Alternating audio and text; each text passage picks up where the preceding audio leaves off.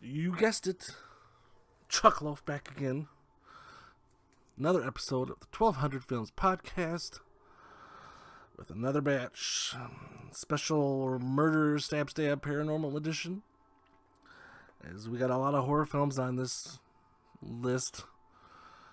And a paranormal documentary that I've been looking forward to for a long time that I finally got to watch. But yeah, let's go. Number 355, The Clapper. This had Ed Helms from The Office, as many of you know. He was in this film. He's a professional audience member for paid commercials. You know, they pay their audience members to look interested. That's what he was doing professionally. He would go from set to set and get paid to, you know, and he would get paid more if you asked a question during the show. But basically a love story with him and this girl that he meets at a gas station, and she looks like she's about 20 years younger than him, which made it a little bit creepy. But other than that, it was fine. Tracy Morgan pops up in this. He's fine. It's on Netflix, but it's just okay. Number 356, The Serpent and the Rainbow. A good old Bill Pullman horror movie from the 80s with voodoo. He was sent for this from this medical group in America to go to wherever wherever this movie was set to find out what was in this zombie drug.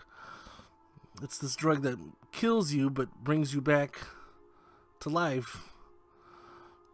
And it doesn't really kill you. It just makes your heart beat so slow, and your blood flow goes so slow that it seems like you're dead, but you're not really dead. And then eventually you snap out of it and you're fine.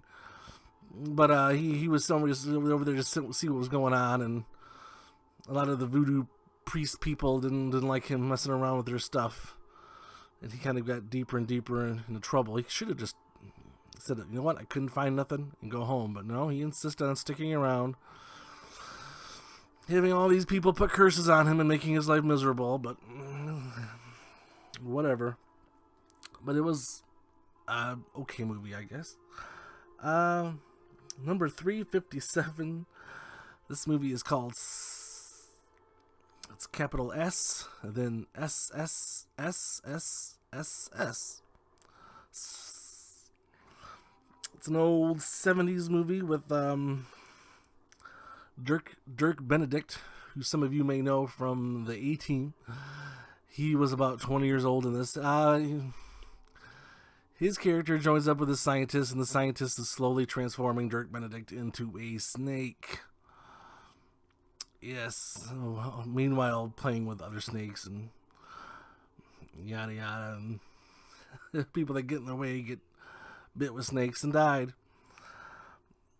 Very cheesy, very, but it was fun for a 70s horror flick. It's about as good as they could do with what they had, but yeah, it was fine.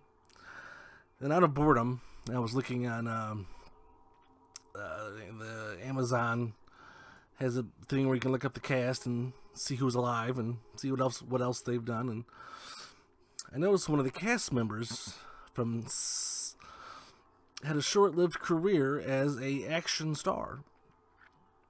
So I looked up some of his roles, and I found one that looked really, really cheesy but interesting, called Robowar. So I watched it. I cannot believe what I found. This movie is The Predator. The Arnold Schwarzenegger movie from the late 80s that I'm sure many of us have seen. This movie called Robowar is from 1970. And it's the same movie. A group of militants jumped off into the jungle to fight this mysterious creature that has special vision. They capture a native woman that kind of joins the troop. There's dead people mangled up in the trees in the jungle.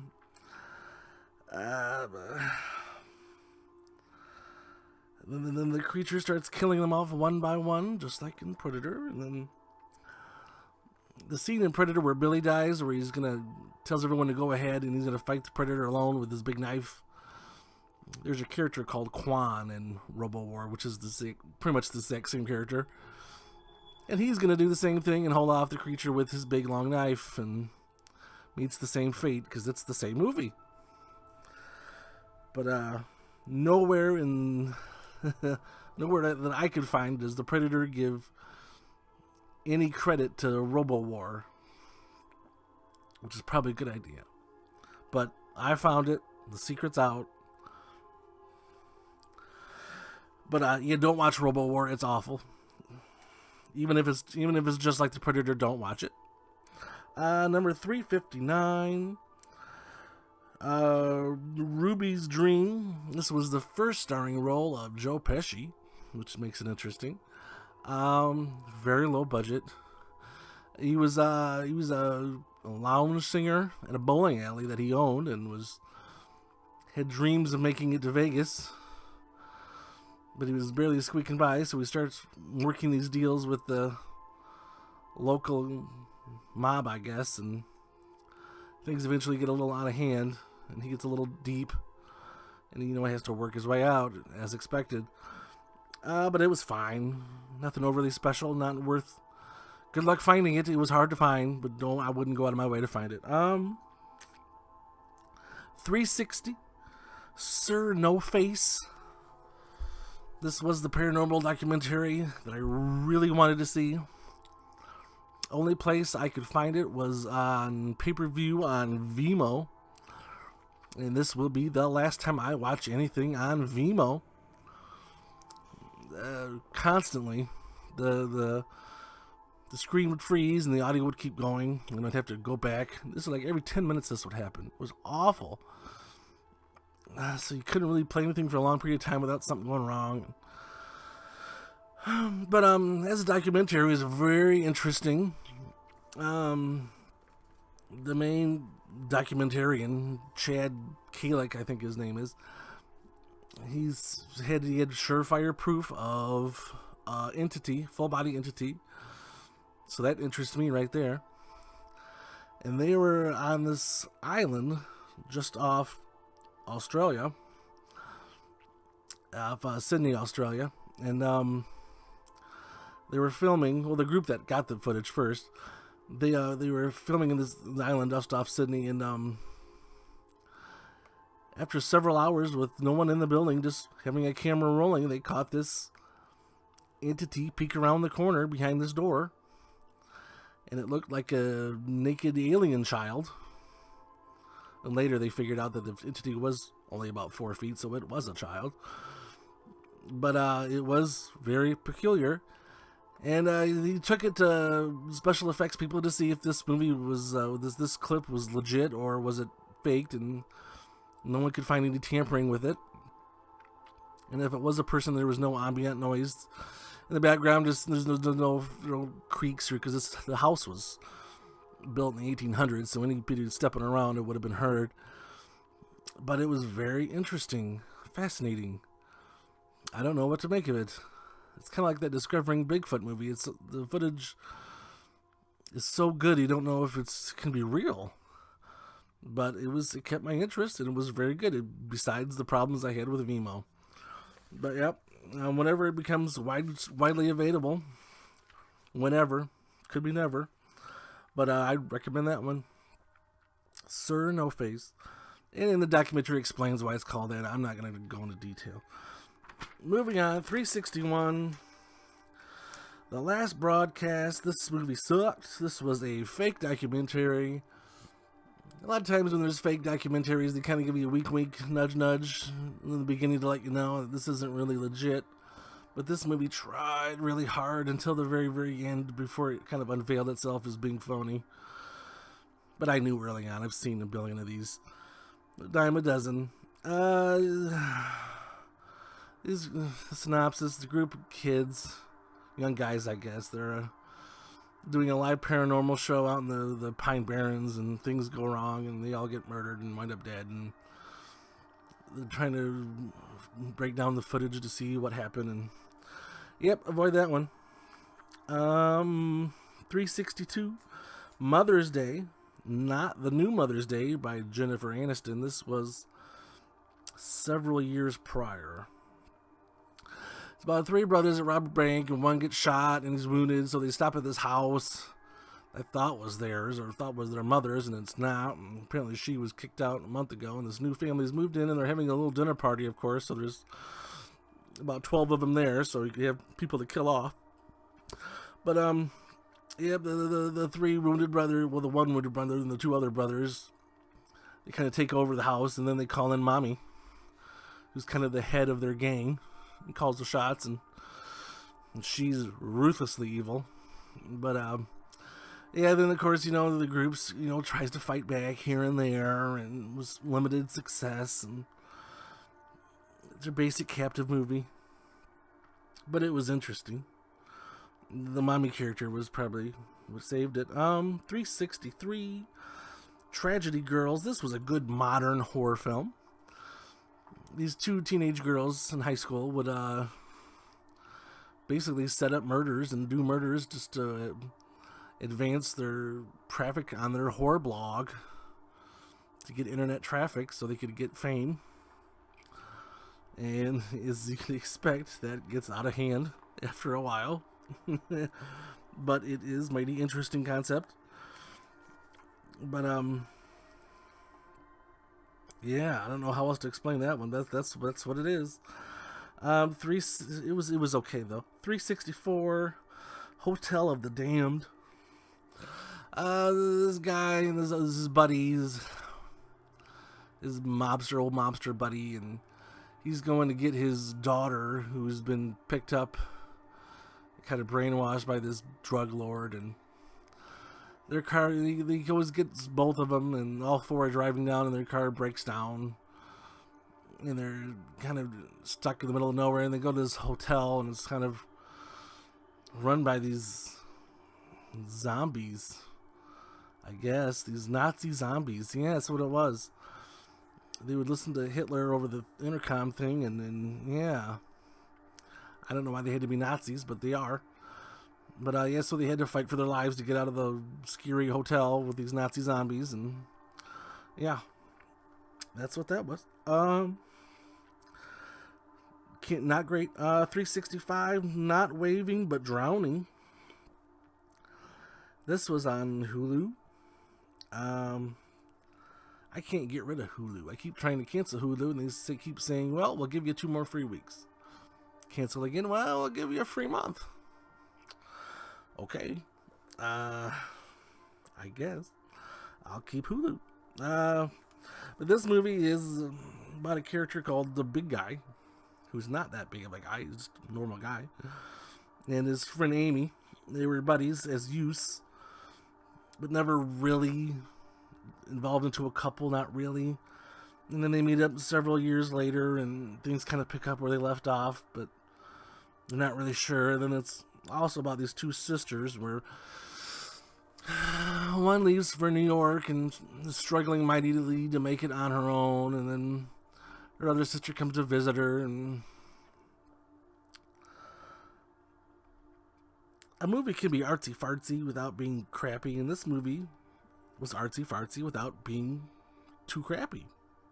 That's what I can gather from this one. It was fine.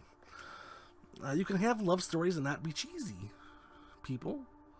It's doable. Anyway, number 366, Dr. No. The very first James Bond movie from 1962. Sean Connery looked 40. He was actually only 31 in this, which blows my mind. But I thoroughly enjoyed this film. From beginning to end, there was nothing really too bad. It was dated, yes. But as a little adventure, thriller, shoot 'em up, bang, bang, it was fine. Expected a little bit more out of the Dr. No character. I thought he would be more of a challenge. But once they got past the little fire-breathing car, it wasn't too much trouble. Yeah, it was fine. 367, not so fine. Mom and Dad. This is supposed to be a movie where parents get like a zombie eating disease and want to kill their children. And this has kind of been done before, where all the prepubescent children got the zombie disease and started attacking the parents. That was a movie called Cooties, which is much, much better than this. Nicolas Cage was in this, and obviously he will do anything because he appears in 45 films a year. But, yeah, Lance Hendrickson pops up later in the film as Nicolas Cage's dad and starts attacking him. But it doesn't make much sense. It's nothing special, so I would avoid. 368, a WWE production called No One Lives.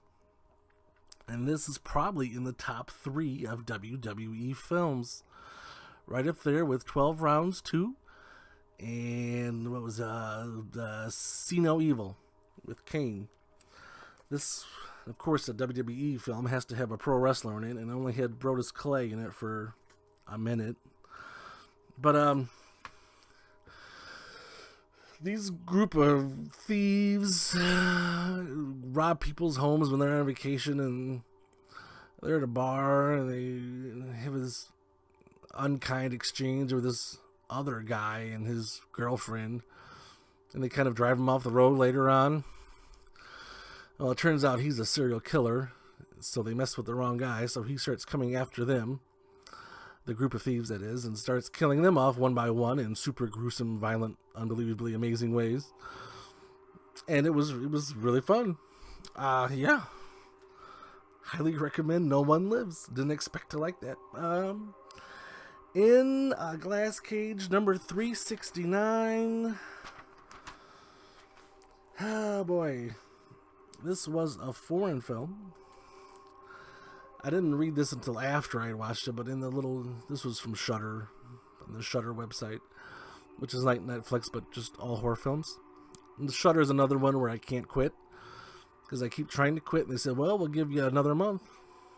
We'll give you 2 months. Then I cancel finally. Then a week later, I get an email saying, hey, you want a free month?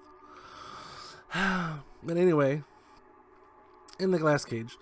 It's a foreign film, and after I watched it, John Waters, who's a director, and he's appeared in several films, he said this is the most disturbing film he's ever seen, and he might be right. He might be right. This movie was nuts.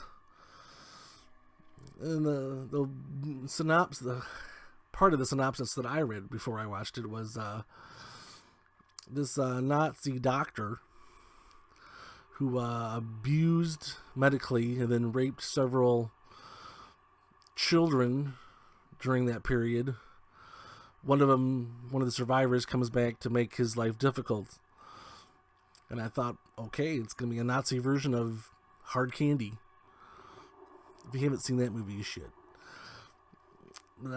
So that's what I figured I was getting, and I didn't expect what I got. He did a lot more than just make the Nazi doctor. He did a lot more than that. He would reenact right in front of him. And the Nazi doctor, the important detail here, he couldn't move because he was in an iron lung, so he kind of just had to lay there and just watch. And the kid that was abused is several years later, and now he's a nurse. And he's a caretaker for the guy, the Nazi doctor in the iron lung.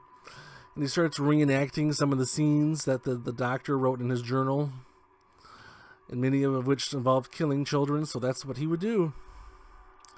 He would go out and kidnap children and then recreate the incident in front of the Nazi doctor. When you're killing children in films, which I'm seeing is becoming more and more frequent, it needs to be subtle and not so obvious. But yeah, they showed everything. They didn't hold back in this one. So that's why I can see why some would say this is the most disturbing film ever viewed. And yeah, it might be. I'd have to think about it for a while, but yeah, it's up there. But moving on, is it a good movie? It's a tough question. I got through it. but it's disturbing. And if you can deal with the children massacre, that's important too. But yeah, I don't know. 370, The Beyond. It was deemed too intense for early 80s audiences. So it was edited down to nothing. And then 20 years later, Quentin Tarantino gets a hold of it and puts it back together for a re-release. So that's what we got now. And I can see why. There was a lot of eyeball mutilation in this film. But the basic premise is this woman inherits this house, this hotel, I guess, and she's refurbishing it, and it was built upon one of the gates of hell. And as you can guess, when you do that, things start going wrong, and people start ending up dead. So, but yeah, but back to the eyeball mutilation. Eyeballs are poked out, bitten by spiders. A head is pushed into a rusty old nail, and then, of course, the eyeball pops out. Pop up. And, yeah, there's a lot of gross eyeballs. It's a foreign film with English dubbed voices, so if you can tolerate that, this movie's... It's still just okay. I don't know why Tarantino loved it so much. It's not that great. 371. Time for a Mountain Dew break. 371. Therapy. I don't know why this movie is called Therapy. But it's a found footage, mostly a found footage horror film. There's this group of 4 or 5, and they're out camping. They're camping about 200 feet from their vehicle. But still, one of them goes missing, and they track the missing woman to this abandoned old building, and they start going through it, and they start getting chased by this guy with an axe. And it's also kind of a cop movie, because the cops are getting the found footage bits and pieces. So you're kind of watching their reaction to the found footage that they're reviewing, and they're trying to piece together, okay, what exactly happened, or is this a hoax, or what exactly should they do? But, yeah, it's a lot of spookiness and abandoned places. It was fine, though. 372, Mojave. Oscar Isaacs.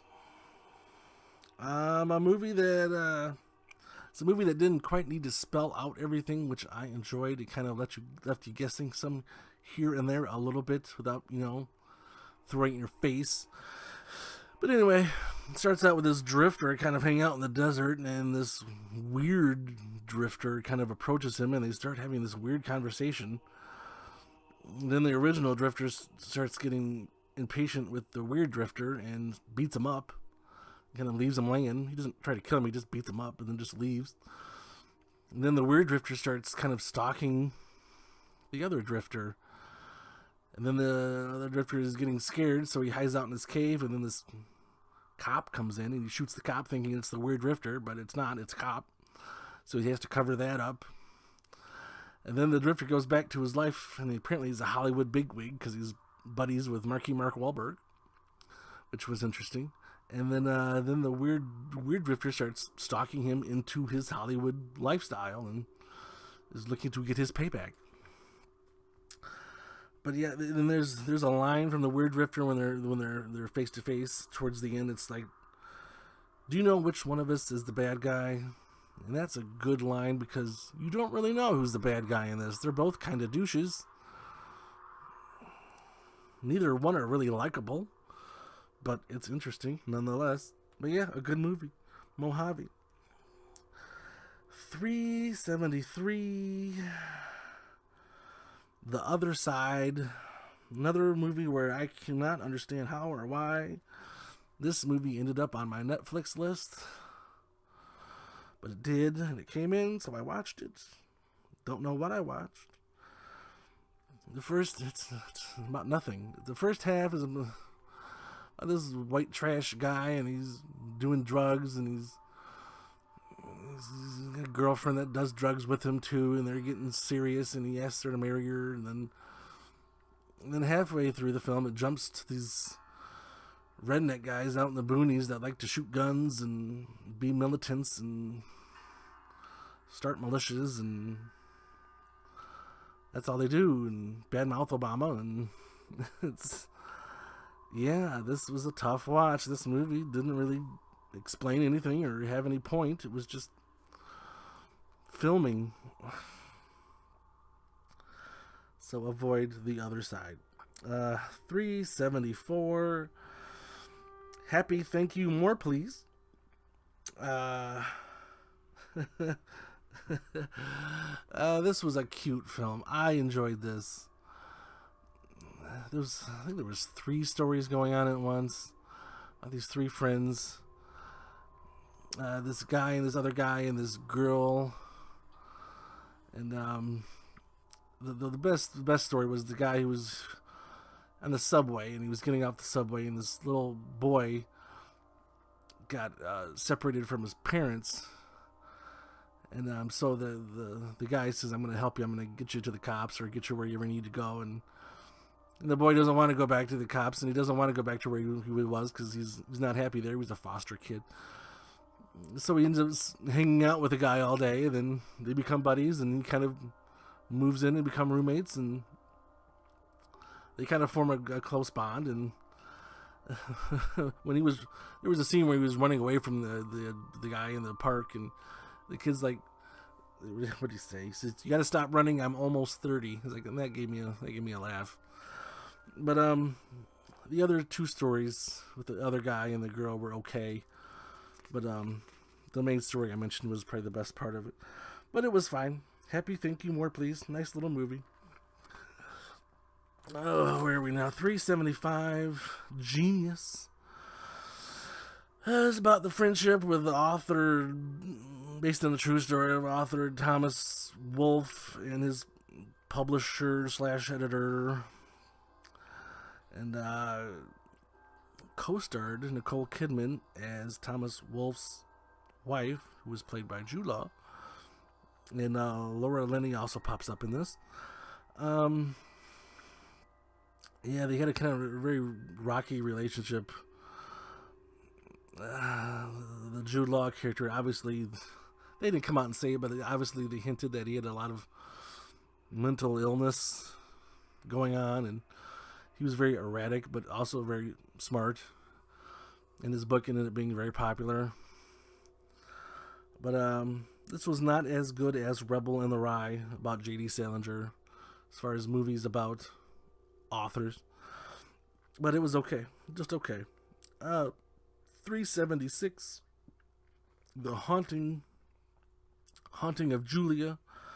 An old Mia Farrow movie from the 70s. Originally called Full Circle. Mia Farrow was living the normal life with her husband and her small daughter, and the daughter ends up choking and dying. And then it fast forward several years, and she was in a mental hospital because she went crazy after the kid died, and now she's on her own, and she's living in this huge mansion. And of course, it ends up being haunted.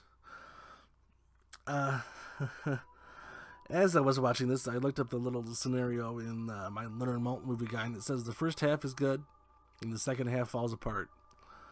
And I was kind of almost halfway through, and I says, "What? This movie's great." And they were right. This movie falls apart in the second half.